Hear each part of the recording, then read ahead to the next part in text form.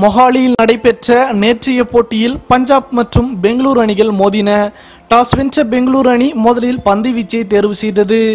பஞ்சாப் அணி 20 ஓவர்களில் 4 விக்கெட்டுகளை இழந்து 173 ரன்கள் எடுத்தது.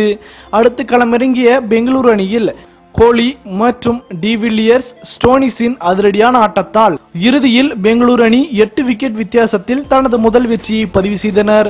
ஆட்டநாயகன் விருது வென்ற டிவில்லியர்ஸ் இது குறித்து பேசுகையில், இதற்கு நீண்ட காலமாக காத்திருந்தோம்.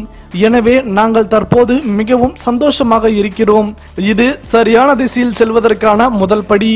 இதே நிலையை வரும் போட்டிகளிலும் தொடர்வோம். இந்த வருடத்தில் 10 அல்லது 11 மாதங்கள் நான் கிரிக்கெட் ஆடவில்லை. அதனால் முதல் சில போட்டிகளில் தடுமாற்றம் இருந்தது. அதனை வெளிக்கொணர முயற்சித்தேன். கடுமையான பயிற்சியால் இப்போது இது மீண்டும் சாத்தியமானது.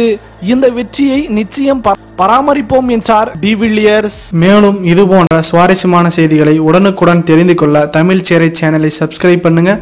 மறக்காம பெல் ஐக்கானை கிளிக் பண்ணுங்க.